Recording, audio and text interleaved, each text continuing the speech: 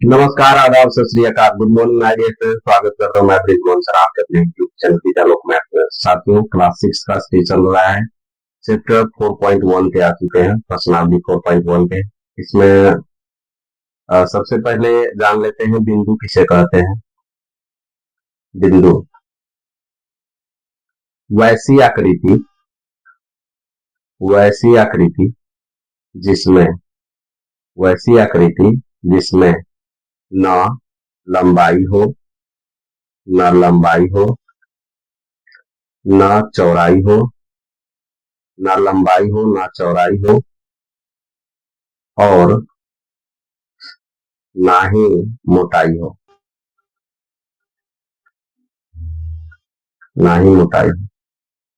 इसी प्रकार से अगर रेखा की बात करें, इस चैप्टर में बेसिक रेखा गणित के बारे में चर्चा करना है। वैसी आकृति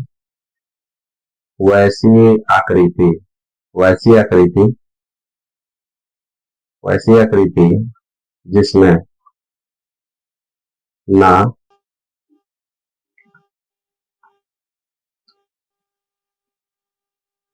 न चौड़ाई हो न मोटाई हो, केवल लंबाई हो। बिंदु का मतलब हो गया ये, रेखा का मतलब हो गया ये। सिर्फ इसमें लंबाई होनी चाहिए, मोटाई और चौड़ाई नहीं होनी चाहिए, जितना पतला हो। चलिए, अब होता है, एक होता है रेखाखंड।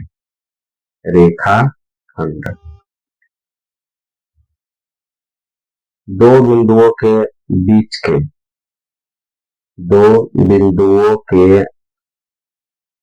बीच के रेखा को रेखाखंड कहते हैं। अब हमें आ गया किरण। एक हो गया किरण। रेखा जो होता है जिसमें एक दो बिंदु होता है और एक किरण, ये किरण होता है। अब इसे हम रेखाखंड बोलेंगे और ए से लेके बी के बाद जो है वो रेखा है, किरण है। किरण क्या होता है?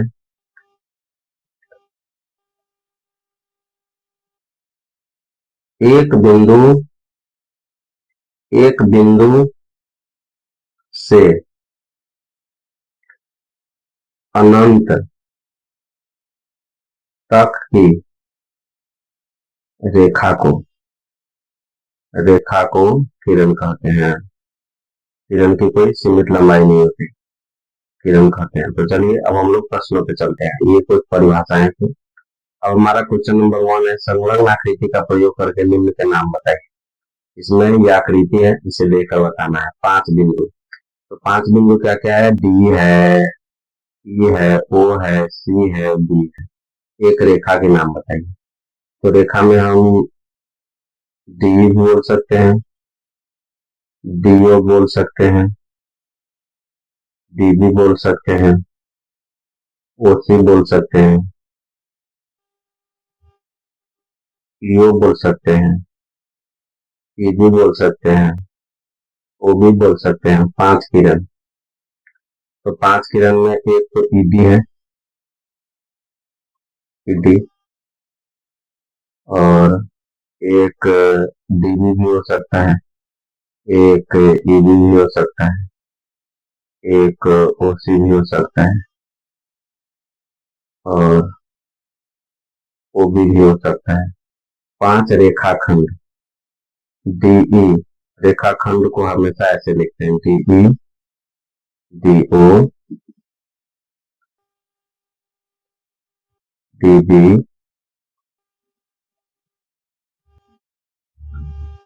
ईओ, ओसी, ऐसे लिखते हैं रेखाखंड। नेक्स्ट क्वेश्चन नंबर 2, संलग्न आकृति में दी गई सभी संभव प्रकारों के नाम लिखिए। आप इन 4 बिंदुओं में से किसी बिंदु का प्रयोग कर सकते हैं। तो इसको हम लिख सकते हैं ए बी लिख सकते हैं। ये रेखा है A B, A C, A D, B A, B C, B D, C A, C B, C D, ऐसे लिख सकते हैं।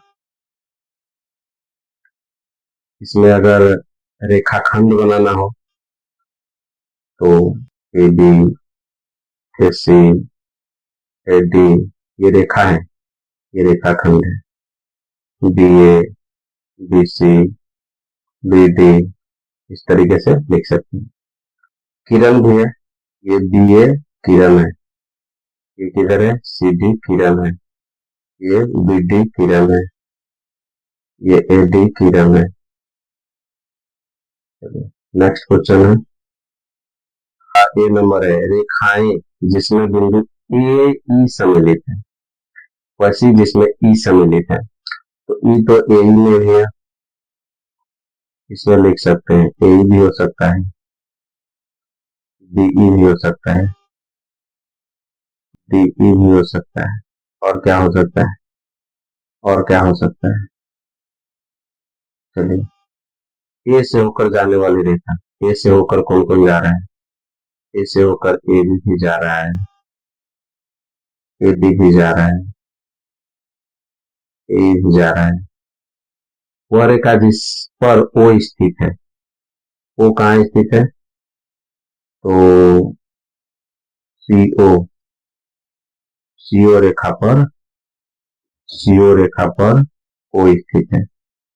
प्रतिच्छेदी रेखाओं के दो योग लिखे, तो प्रतिच्छेदी रेखा एक तो एडी को क्रॉस कर रहा है कौन, सीओ।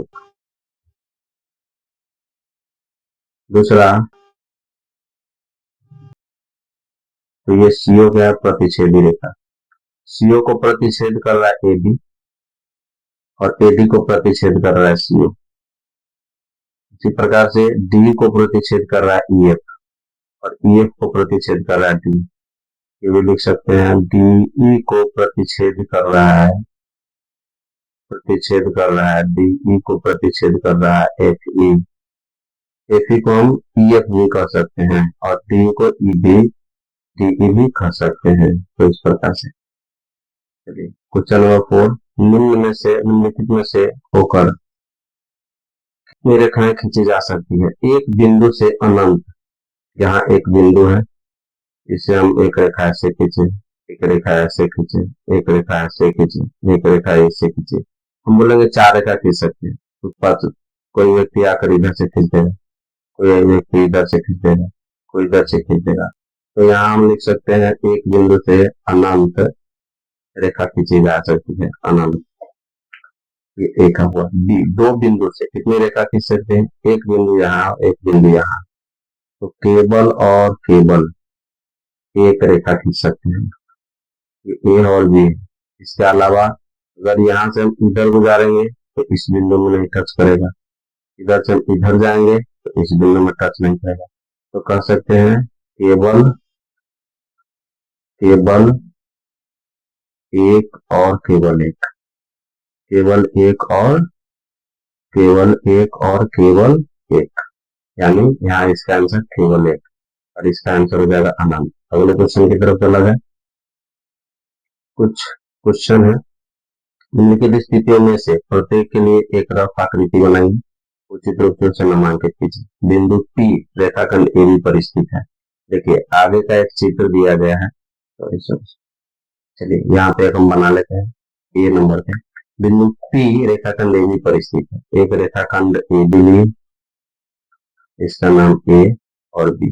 यह रेखाखंड है, बीच में दो बिंदु है, इस पे एक बिंदु क्या लिखा हुआ है, एक बिंदु P है, तो हो गया। दूसरा नंबर पे है रेखाएं एक्स वाई और P की बिंदु M पर प्रतिच्छेद कर रहा है। एक रेखाखंड लिखे एक्स वाई, इसका नाम एक्स वाई, और एक रेखाखंड खींचे हम पी क्यू, पी क्यू। अब ये जो प्रतिच्छेदी रेखा है वह एम पे कर रहा है, तो इसका बी नंबर, ये इसका ए नंबर। अब चलिए सी नंबर पर। रेखा एल पर ई और एफ स्थित है परंतु डी स्थित नहीं। चलिए ये रेखा हम ले लिए एल, इसका क्या नाम है एल, इस पे ई और एफ स्थित है। मान के चलिए इस रेखा पे ई है और एफ है, लेकिन डी कहीं और बिंदु है जो यहाँ स्थित है, तो डी स्थित नहीं है। तो हो गया सी नंबर। अब कह रहा ओपी और ओपी बिंदु ओ पर मिलती है। ओपी, एक लीजिए ओपी ओ पी, और एक लीजिए ओ क्यू ओ क्यू, और ये दोनों एक दूसरे को क्रॉस कहाँ कर रहा है, ओ पे कर रहा है। तो ये हो गया आपके डी नंबर क्वेश्चन। चलिए अगला क्वेश्चन। रेखा एमएन की संलग्न को देखिए और इस आकृति के समताय की निम्नलिखित कथन सत्य है तो असत्य है। यहाँ पे एक आकृति दिया गया है Q M O, Q M O, यहाँ एक रेखा खींचा हुआ है ऐसे, यहाँ लिखा हुआ Q M O N P, ऐसे है ना। चलिए ये रेखाखंड है, तो ये रेखा है, रेखाखंड है। चलिए हम बना लिए इसको रेखा। चलिए इस तरीके अब कह रहा है क्यू एम ओ एल और पी रेखा एम पर स्थित है। रेखा है एम एन, इस पे कौन कौन स्थित है, Q M O N P, तो ये हो गया सत्य, सही है। दूसरा नंबर एम ओ और एन रेखाखंड एम एन पर स्थित है। एम ओ और एन, एम ओ और एन रेखाखंड एम एन, ये रेखाखंड हुआ एम और एन रेखाखंड हुआ, इस पे एम ओ एन स्थित है, तो ये सत्य है, स्थित है। Next question. चलिए क्वेश्चन नंबर ऑफ सी पे आ गई। एम और एन रेखाखंड एम एन के अंत बिंदु है। एम और एन, यहाँ है एम और यहाँ है एन, ये रेखाखंड एम एन के अंत बिंदु है, बिल्कुल सही है, तो यहाँ लिख देंगे सत्य। ओ और एन रेखाखंड ओपी के अंत बिंदु है। ओ और एन, ओ और एन ओपी के अंतर बिंदु है, बिल्कुल नहीं। ओ और एन रेखाखंड ओपी के अंत बिंदु है, नहीं नहीं, ओ और पी अंत बिंदु है, ये हो गया असत्य। Next question. एम रेखाखंड क्यूओ के दोनों अंत बिंदुओं में से एक बिंदु है। एम रेखाखंड क्यूओ, यहाँ है क्यू, यहाँ है ओ, क्यूओ के दोनों अंत बिंदुओं में से एक है, तो भाई अंत बिंदु तो क्यू है और ओ है, एम तो है नहीं, तो ये हो जाएगा असत्य, असत्य, फॉल्स। अब एम किरण ओपी पर एक बिंदु है। ओपी, ओ और पी यहाँ है, और एम किरण ओपी पर, एम किरण ओपी पर एक बिंदु है। चलिए ओपी रेखाखंड है, क्योंकि यहाँ ऊपर एक डैश दिया हुआ है, इसका मतलब रेखाखंड होता है, तो ओपी एक रेखाखंड है। एम किरण इस पे है, रेखाखंड पे तो नहीं, ये हो जाएगा असत्य। अब यहाँ पे आ जाइए जी नंबर पे। किरण ओपी, ओपी रेखाखंड है। किरण ओपी किरण क्यूपी से भिन्न है। ओपी, किरण ओपी को किरण पीक्यू, ओहो ओपी, ओपी पीक्यू से भिन्न है, पीक्यू से भिन्न है जी, बिल्कुल भिन्न है, तो ये सत्य हो जाएगा। किरण ओपी वही है जो किरण ओएम है।